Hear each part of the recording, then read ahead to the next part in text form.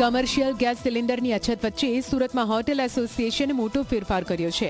એક એડવાઇઝરી જાહેર કરી હોટેલમાં બનતી વાનગીઓના મેન્યુમાં ચેન્જ કરાયો. જે વાનગી બનાવવામાં વધુ ગેસની જરૂર પડે તેવી વાનગીઓ મેન્યુમાંથી બહાર કરવામાં આવી છે. વધુ સ્ટીમ અને ડીપ ફ્રાય કરવાની જરૂર પડે તેવી વાનગીઓ હાલ ન બનાવવાની સૂચના અપાઈ છે. ઢોસા, ઇડલી, ઉત્તપમ જેવી વસ્તુઓ મેન્યુમાંથી કાઢવામાં આવી છે. કમર્શિયલ ગેસની અછત દૂર નહીં થાય ત્યાં સુધી આ વાનગીઓ મેન્યુમાં જોવા નહીં મળે.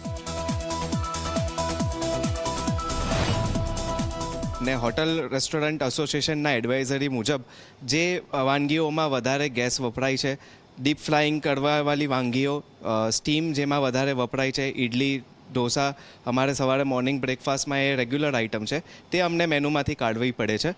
અને એના ઓલ્ટરનેટિવ સોર્સિસ, ફોર એક્ઝામ્પલ તંદૂરમાં અમે કોલ યુઝ કરવાનો નિર્ણય લીધું છે, જેનાથી અમારી જે ગેસનો હમણાં સપ્લાય છે તે અમે લાંબો ચલાવી શકીએ.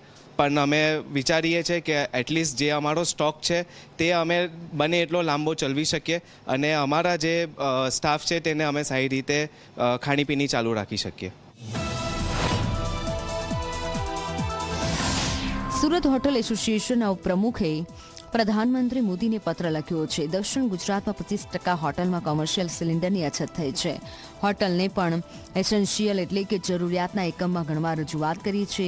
જે વિસ્તારમાં પાઇપલાઇન નથી ત્યાં હોટલના સંચાલકોને હાલાકી પડી રહી છે. બજારમાં કોમર્શિયલ ગેસની અછતથી રેસ્ટોરન્ટ સંચાલકો મુશ્કેલીમાં મુકાયા છે, જેથી પત્ર લખી ગેસનો પુરવઠો ચાલુ રાખવાની જરૂરિયાત વ્યક્ત કરવામાં આવી છે. સાઉથ ગુજરાત એક એવો વિસ્તાર છે જ્યાં સૌથી વધારે પાઇપ કનેક્શનથી ગેસ મેળવેલો છે, પરંતુ નાના જે સ્ટોલ કીપર્સ હોય કે દુકાનદારો હોય તેમની પાસે પાઇપ કનેક્શન નથી.